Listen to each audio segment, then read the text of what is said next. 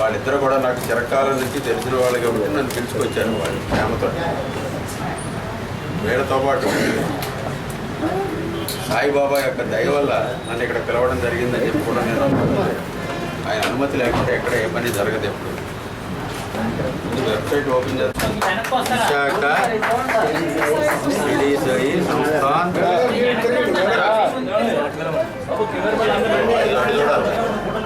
అది చదువుకోవడం కుదరదు.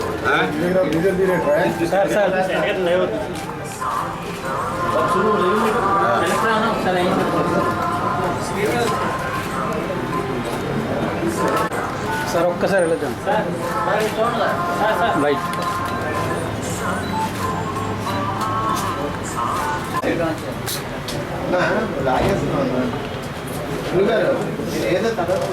ఈ ఫంక్షన్కి మీరే కంగారు. ఈరోజు చాలా సిద్ధం. ఎందుకంటే విశాఖలో షిరిడి సాయిబాబాని తయారు చేసిన వాళ్ళ చేతుల మీదుగా ఇన్స్టాల్ చేయబడబోతున్న షిరిడి సాయి సంస్థాన్ ట్రస్ట్ వాళ్ళచే నిర్మింపబడిన సాయిబాబా మందిరానికి ఇవాళ అంకురాత్మం జరగబోతోంది. అంతకు ముందుగా వెబ్సైట్ ప్రారంభం ఇప్పుడు జరిగింది.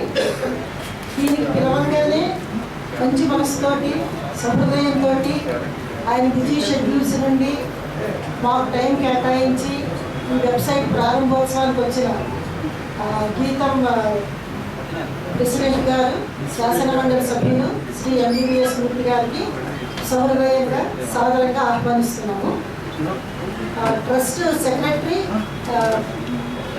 గీతం రిజిస్ట్రార్ ప్రొఫెసర్ కోటరాజు గారిని ఆయన ఇన్నాళ్ళుగా ట్రస్ట్ గురించి చేస్తున్న కృషిని బాబా గారు ఆశీర్వదించాలని కోరుకుంటూ ఆయన సహృదయంగా ఆహ్వానిస్తున్నాము. బాబా గారి భక్తులైన ప్రొఫెసర్ అనిల్ కుమార్ గారు బాబా గారి ఆశీస్సులు అందరికీ అందాలని, బాబా గారి విషయాలన్నీ అందరికీ తెలియచెప్పాలని సహృదయంతో మా కోరికను మన్నించి ఈ దీనికి ఇచ్చే సభ పూజించేది ఇద్దరిని, కలియుగ దైవం వెంకటేశ్వర స్వామి, కలియుగ గురువు అందరికీ షిరిడి సాయిబాబా. ఈవేళ ప్రపంచవ్యాప్తంగా ప్రాచుర్యం జరుగుతున్నటువంటి మహనీయుల్లో షిరిడి సాయిబాబా ఉన్నారు. దేవతలందరిలోని వెంకటేశ్వర స్వామి ఉన్నారు. అన్ని ఖండాల్లోని కూడా వీరిద్దరు ఆలయాలు ఇప్పుడు ఉన్నాయి, ఇంకా వెలుస్తున్నాయి ఎక్కడ చూసినప్పటికీ కూడా. అంటే ప్రజలకి అంత చేరువుగా ఉన్నటువంటి మహత్తు కలిగినటువంటి పురుషులు వీళ్ళిద్దరు కూడా.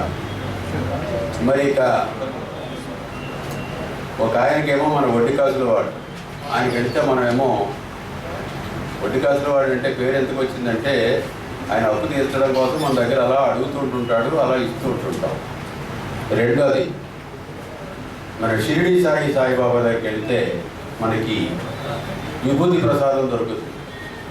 విభూతి సాక్షాత్తు పరమశివుడు ప్రసాదించినటువంటి ప్రసాదం అది. ఆ శివస్వరూపమే మన షిరిడి సాయిబాబా.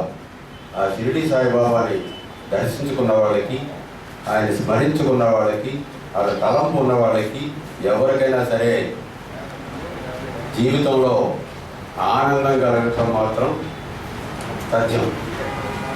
చేత మనం ఎక్కడన్నా ముందు కావాల్సింది, మనిషికి కావాల్సింది సంతృప్తి, ఆనందం. ఈ రెండు ఎక్కడుంటే అక్కడ మిగిలిన అన్నీ ఉంటాయి.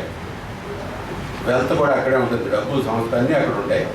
అందుచేత అటువంటి షిరిడి సాయిబాబా ఆలయాలు విశాఖలో చాలా ఉన్నాయి. ఇవాళ ఎక్కువ ఆలయాలు ఉన్నాయి. అప్పుడే నేను కూడా ఒకటి కట్టించాను. అందరూ చదువుకునేవాళ్ళు, చదువు చెప్పేవాళ్ళు వీళ్ళందరూ అడుగుతుంటుంటే గీతం విశ్వవిద్యాలయంలో కూడా ఒక షిరిడి సాయిబాబా అని. ఎందుకంటే ఆయన మతాలకి, కులాలకి, భాషలకి అతీతుడు. అందుచేత ఈ యొక్క సెక్యులరిజంలో ఈవేళ మనం ఉన్నాం. ఆయన దగ్గరికి వచ్చేది మరి ఇప్పుడు ఇంతకే ఆయన ఒక ఫకీర్లా ఉంటాడు. ఆయన ఫకీరో తెలీదు, మంత్రాలు హిందూ మంత్రాలు చదువుతాం. అంటే హిందువులన్నా ఇష్టమే, క్రిస్టియన్లన్నా ఇష్టమే, ముస్లింలన్నా ఇష్టమే, జొరాస్ట్రియన్స్ అన్నా ఇష్టమే, జైన్స్ అన్నా ఇష్టమే, ఎవరన్నా ఆయనకి ఇష్టమే. అటువంటి పరమగురువు, ఆ పరమగురువుని మనం తలుచుకుంటే ఆయనకి మనం అందరూ ఈ కలియుగంలో ఉన్నటువంటి మానవులందరూ కూడా ఆయనకి సమానంగా కనపడతారు. హెచ్చుతగ్గులు కనపడవు. మన దగ్గరే అవన్నీ ఏంటి, డబ్బున్నవాడు డబ్బు లేనివాడు ఆయనకి అందరూ ప్రీతిపాత్రులే. అటువంటి షిరిడి సాయిబాబా యొక్క ఆలయాన్ని మరొకటి ఇక్కడ దాతలు తయారు చేసి ఒక ట్రస్ట్ రూపంలో తయారు చేసి ఒక మహనీయుడు ఇచ్చినటువంటి స్థలాన్ని 400 గజాలు ఇచ్చారు. ఖరీదైనటువంటి స్థలం 400 గజాలు ఈ రోజుల్లో ఎవరిస్తారయ్యా? భక్తుడు, పరమ భక్తుడు కాబట్టి ఒక భక్తుడు ప్రసాదించినటువంటి ఆ స్థలంలో మా పోతరాజు గారు ఇక్కడ రిజిస్ట్రార్ గారు ఆంధ్ర యూనివర్సిటీలో, ఆయనగా అనిల్ కుమార్ గారు ప్రొఫెసర్ గారు ఐఐటిలో, ఇదిగో భానుమతి గారు, వారు చిన్నప్పటి నుంచి నాకు తెలుసు. వాళ్ళు ఫ్లై యాష్ గురించి చెప్పారు. అంటే ఫ్లై యాష్ తయారు చేయడానికి కారకులు వాళ్ళు ఈ ఊళ్ళో అప్పుడు ఎవరు కొనేవారు కాదు. మమ్మల్ని తీసుకు రోజు మీటింగ్లు పెట్టేవారు. అది వాళ్ళతో పాటు మొట్టమొదట చిన్న భవన నిర్మాణం చేసింది కూడా గీతం యూనివర్సిటీ సివిల్ ఇంజనీరింగ్ డిపార్ట్మెంట్ వాళ్ళు. అది ఇప్పటికీ అలాగే ఉంది, చెక్కు చెదరకుండా. ఈవేళ మీకు లైట్ బ్రిక్స్ వస్తున్నాయి. లైట్ బ్రిక్స్ కూడా ఈ ఫ్లై యాష్ నుంచి తయారయ్యేటువంటి మెటీరియల్ తోటే, ఈ ఫ్లై యాష్తో తయారవుతుంటుంటాయి. ఎన్టీపీసీలో ఉన్నటువంటి ఫ్లై యాష్కి ఇవాళ డిమాండ్ చాలా ఎక్కువ ఉంది ఇవన్నీ తయారు చేయడానికి. ఇవన్నీ నేను ఎందుకు చెప్తున్నానంటే షిరిడి సాయిబాబాని మీరు కూడా అందరూ దర్శించుకోండి. నేను ఈ వెబ్సైట్ ద్వారా ప్రాచుర్యం పొందడం కోసం ఈ ఆలయంలో కూడా రాబోయే రోజుల్లో గొప్ప విశిష్టత సంపాదిస్తుందని రేపు 4వ తారీఖు ఉదయం 8:20 అక్కడ